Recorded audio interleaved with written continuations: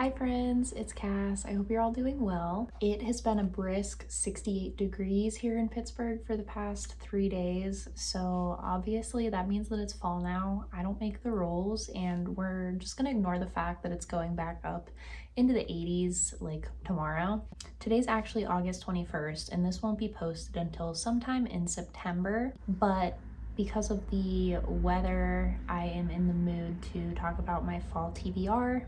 I've had these books actually picked out and just like sitting here for a little while, so I feel confident that I'm not going to change my mind about any of them in between now and when this video actually goes up. So I chose 10 physical books off of my TBR shelf. I've decided to not include any library books or galleys or digital copies of books in these TBR videos, just in an effort for me to read more off of my shelves. I'm hoping to get to these books throughout September, October, and November. I obviously plan on reading other stuff amongst these, but these are the 10 that I want to prioritize in the upcoming months. I'll give you a little spoiler alert. There are a lot of essay collections and memoirs and some literary fiction, so if that's your thing, you should subscribe. First, we are going to do a quick check-in for my summer TBR. If you haven't seen that video, here it is.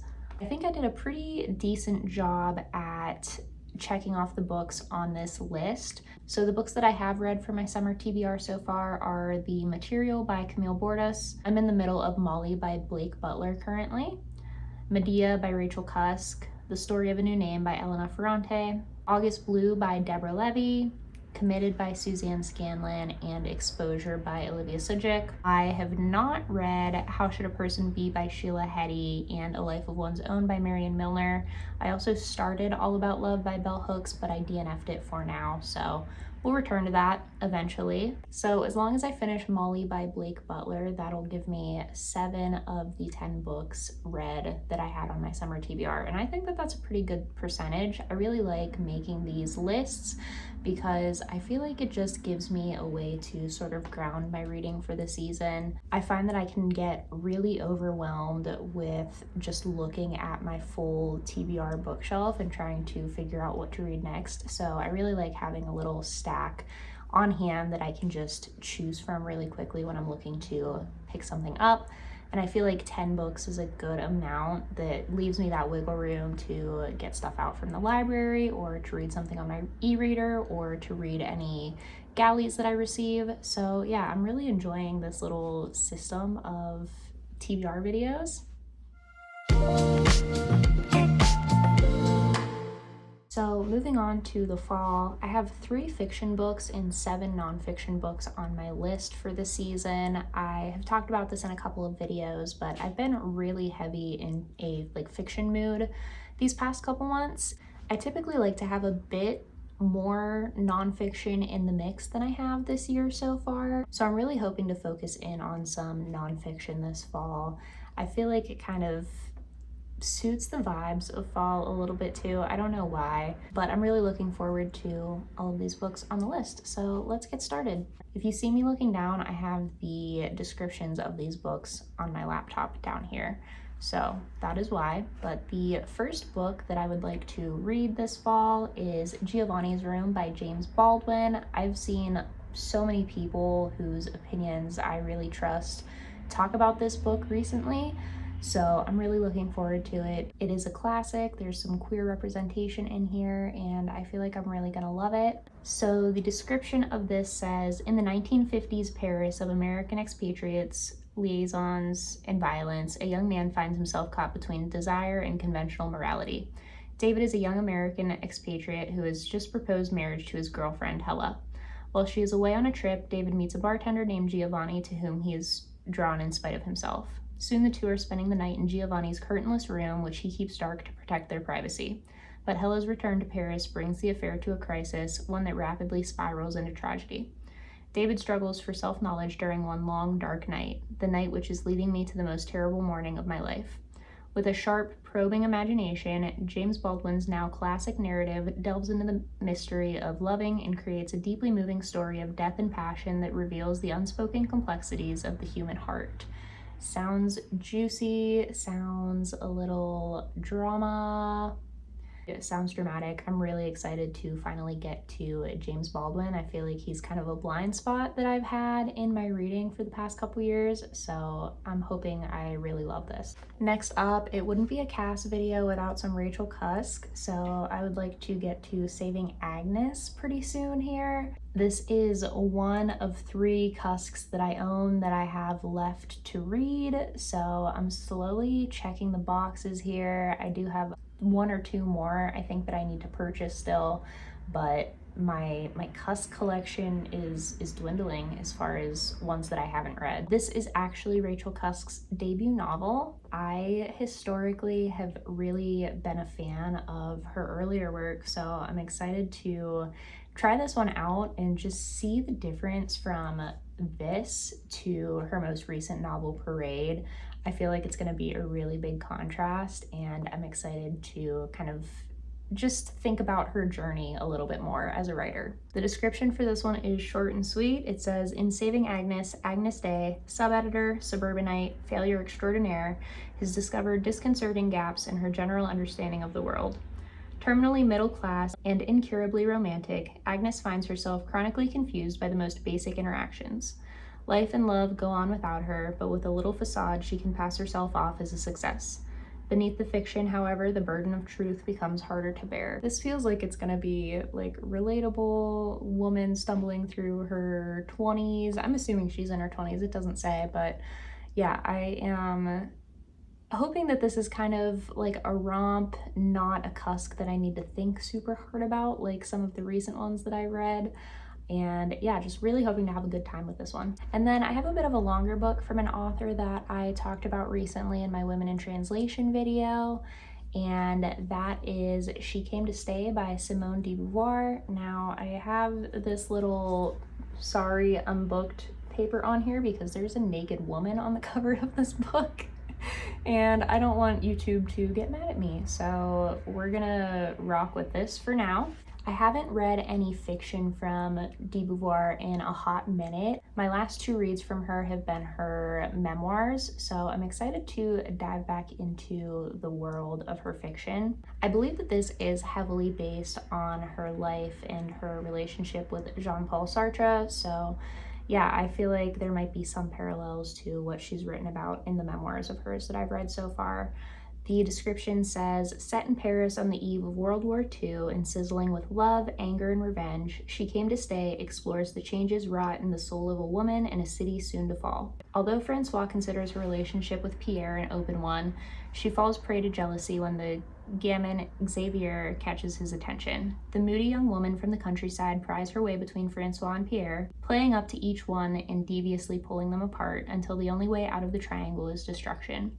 Behind the sympathy there is curiosity, a writer whose tears for her characters freeze as they drop. I typically am not a huge fan of like wartime books, but that is a lot of what Simone writes about just because she was living in the time period of World War II. So I'm expecting some of the like political undertones in here to go over my head a little bit, but I am curious to see how much I enjoy this. I feel like her shorter fiction has really worked for me, but I haven't really read one that is this long. These little mass market paperbacks are kind of like misleading though. This is around 400 pages, so we'll see how it goes. Moving on to nonfiction, I have a book that I discussed in my Joan Didion vlog that was pretty recent. And I have also posted about this book on my community tab as well, and that is First Love by Lily Dancyger. The subtitle of this is Essays on Friendship, and I need a good essay collection. I feel like I haven't read one in so long. I can't even tell you the last time that I read one, but they're so central to my taste in books, so I am so excited for this. I've heard nothing but praise for this, and the video that I posted to my community tab was actually a conversation between Lily and Leslie Jamison, who is another writer that I absolutely adore, and it just made me so excited to pick this up, so I bought it the last time I was at the bookstore. The description for this says, Lily Dancyger always thought of her closest friendships as great loves, complex and profound as any romance. When her beloved cousin was murdered just as both girls were entering adulthood, Dancer's devotion to the women in her life took on a new urgency, a desire to hold her friends close while she still could. In First Love, this urgency runs through a striking exploration of the bonds between women, from the intensity of adolescent best friendship and fluid sexuality to mothering and chosen family. Each essay in this inclusive collection is grounded in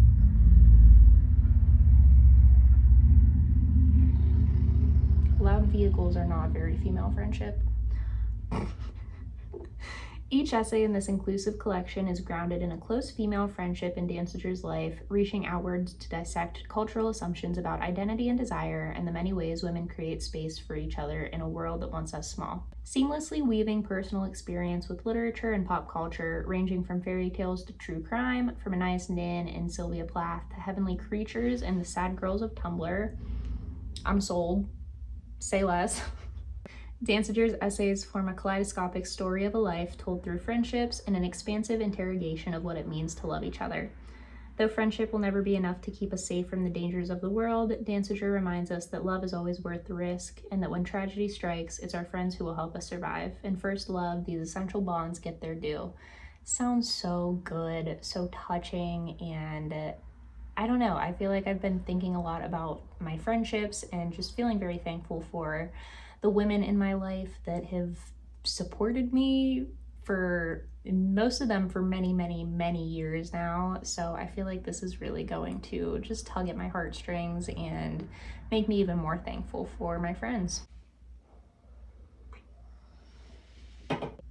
Next, we have a book that I do plan to feature in I don't know if it'll be like a vlog or kind of a multi-author spotlight sort of deal, spoiler alert, but that is The World According to Joan Didion by Evelyn McDonnell. This is a nonfiction book talking about the imagery and the themes in Joan Didion's work. I first heard about this from Kieran, a Kieran reader, and her description of it made me want to pick it up immediately. I have a lot of Joan's fiction left to read. I believe I've only read Run River and Play It As It Lays so far as her novels go, so I have a lot of ground left to cover, and I feel like this is going to be really useful before embarking on those other books, just to kind of understand more of what she's doing in them. The description says, Joan Didion was a writer's writer, not only a groundbreaking journalist, essayist, novelist, and screenwriter, but a keen observer who honed her sights on life's telling details. Her insights continue to influence creatives and admirers, encouraging them to become close observers of the world, unsentimental critics, and meticulous stylists. An antidote to a global view that narrows our vision to the smallest screens, The World According to Joan Didion is a meditation on the people, places, and objects that propelled Didion's prose, and an invitation to journalists, storytellers, and life adventurers to throw themselves into the convulsions of the world, as she once said. Evelyn McDonnell, the acclaimed journalist, essayist, critic, feminist, native Californian, and university professor who regularly teaches Didion's work, is attuned to interpret Didion's vision for readers today, inspired by Didion's own words, from her works both published and unpublished, and informed by the people who knew Didion and those whose lives she shaped. Literally could not tell if that was a period or a comma. The World According to Joan Didion is an illustrated journey through her life, tracing the path she carved from Sacramento, Portuguese Bend, Los Angeles, and Malibu to Manhattan, Miami, and Hawaii. McDonnell reveals the world as it was seen through Didion's eyes and explores her work in chapters keyed to the singular physical motifs of her writing: snake, typewriter, hotel, notebook, girl, etc. One of the first books to be published after the revered writer's death in 2021, The World According to Joan Didion is a literary companion for those embarking on new journeys and a guide to innovative ways of being. It will radically transform the way you explore the world and will help you answer the question as you sit in a cafe or on a plane or train pondering the future. What would Joan Didion have seen? The World According to Joan Didion includes 19 black and white illustrations and photos throughout. I feel like I don't typically read a lot of nonfiction about authors unless it's like a memoir written by the author themselves. So I'm curious to get Evelyn's take on Joan, and I love that she teaches Joan in her university courses. I think that's so cool. And yeah, I'm hoping to get a lot of knowledge out of this and be able to go into the rest of Joan Didion's work armed with these motifs, and yeah. Next up, I have a book that I purchased from Exile in Bookville in Chicago. I talked about it in my Chicago book haul. This is one that I haven't really seen around very much, but I was really captivated by the description of it, and that is Exposition by Natalie Leger, translated by Amanda DeMarco. This was published by the Dorothy Project. They make these beautiful little square editions of books, and I bought a ton of them in Chicago. I feel like their subject matter is right up my alley, so I'm kind of keeping an eye out for any more that catch my eye. But the description for Exposition says that it is the first in a triptych of books by the award-winning writer and archivist Natalie Leger that includes Sweet for Barbara Loden and The White Dress. In each, she sets the story of a female artist against the background of her own life and research, an archivist's journey into the self, into the lives that history hides from us. Here, her subject is the Countess of Castiglione, who at the dawn of photography dedicated herself to becoming the most photographed woman in the world, modeling for hundreds of photos, including Scherzo di Fullia, among the most famous in history. Set long before our own selfie age, Exposition is a remarkably modern investigation into the curses of beauty, fame, vanity, and age, as well as the obsessive drive to control and commodify one's image. Sounds so intriguing. This is about a woman that I don't really have any knowledge of, so I'm excited to learn something new. And I really just love the idea of like that archival mindset. I think that that's gonna add something really interesting to this book. I have another book from another favorite author, another favorite women in translation author. I don't remember if I purchased this in Chicago or not. It all kind of blurs together. But I would like to read Shame by Annie Ernaux, translated from the French by Tanya Leslie. Exposition was also translated from the French. If you know me, you know that I love Annie Ernaux, and I am about halfway through her catalog of books, I believe. So we're continuing on with another one. It is super short, like most of her books, so I'm sure that this one will get checked off the list. The description says, "My father tried to kill my mother one Sunday in June in the early afternoon. Thus begins Shame, the probing story of the 12-year-old girl who will become the author herself, and the single traumatic memory that will echo and resonate throughout her life. With the emotionally rich voice of great fiction and the diamond-sharp analytical eye of a scientist, Annie Ernaux provides a powerful reflection on experience and the power of violent memory to endure through time to determine the course of a life." I feel like Ernaux has written a lot about her parents individually in different books. I know she's published some things about like her mother's struggle with dementia at the end of her life, and I know there's a book about her father as well that I have not read yet, so I'm curious to see kind of how she paints the picture of their relationship with each other. Obviously, it doesn't sound like it was, a good one. I'm sure that Ernaux will capture that with her usual sparse prose and just really concise insight into human nature. I would also like to read The House by the Sea by May Sarton. I read Journal of a Solitude last fall, also by May Sarton, and I absolutely loved it. It was one of my favorite books of 2023. So I'm hoping to kind of repeat that experience with this book this year. The description for this one is really short as well. It says, "This is the first journal Sarton wrote after she moved in 1973 from New Hampshire to the seacoast of Maine. Here she found the peace and aloneness she sought and partly feared. The journal records the renewing of her life and work in this place." I'm not sure if this comes chronologically before or after Journal of a Solitude. I don't know that it really matters in the reader's understanding of what's going on. I just know Journal of a Solitude had so many great insights into being alone and doing the work that you're supposed to do, and there was a lot of nice nature writing. It just felt like a very fall book to me, so I'm hoping for similar vibes here. I also found this at a used bookstore in Pittsburgh called Amazing Books and Records. They had so many May Sarton books, it was so crazy. I had been looking for Journal of a Solitude at half-price books whenever I would go, and I ended up ordering it online from Womhouse Books on their Etsy, and literally just could not find her work out in the wild. And then I went to Amazing Books and Records back in the spring, and they had this and like 10 other of her books. So that was like a cool experience. This was the only one that I picked up though. Speaking of Wombhouse books, I actually have a book that I recently bought from their new online storefront. If you don't know, I've talked about Wombhouse on the channel here a couple times, but they started out with an Etsy store selling used books, and they just opened up a store in California, as well as a new website where they're selling new books. And I absolutely love shopping on their platforms. They also do really great free Zoom events with really wonderful authors. And one of the events that I recently attended was Sarah Manguso in conversation with Sheila Heti. They were talking about Sarah's new book, Liars, which I read back in the winter, and I still think about that book like probably once a week. I've also really enjoyed her book Ongoingness in the past, and I've read Very Cold People. That one wasn't my favorite. But yeah, I'm really loving Sarah Manguso as an author. Loved hearing her talk to Sheila about her work. And so after that event, I decided to pick up her memoir, The Two Kinds of Decay.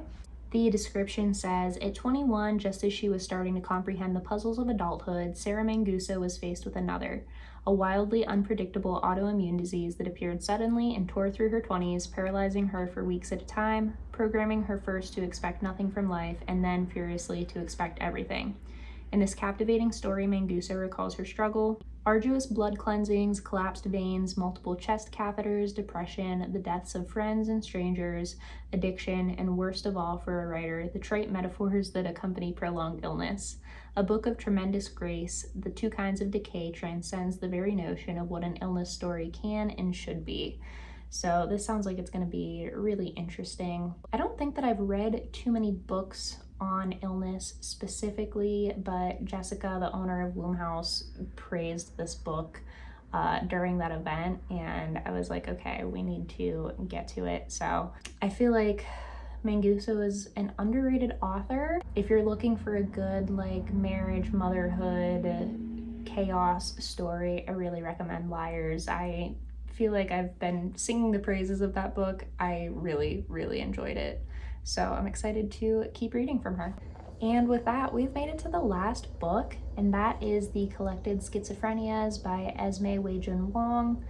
This is a nonfiction book that I believe I picked up when I was on vacation last year at the beach, and I just have not gotten to it yet. It's another essay collection, so I'm hoping that this one and First Love really give me a good essay fix for the fall. The description of this says, an intimate, moving book written with the immediacy and directness of one who still struggles with the effects of mental and chronic illness, The Collected Schizophrenias cuts right to the core. Schizophrenia is not a single unifying diagnosis, and Esme Wei-Jun Wong writes not just to her fellow members of the collected schizophrenias, but to those who wish to understand it as well. Opening with the journey towards her diagnosis of schizoaffective disorder, Wong discusses the medical community's own disagreement about labels and procedures for diagnosing those with mental illness, and then follows an arc that examines the manifestations of schizophrenia in her life.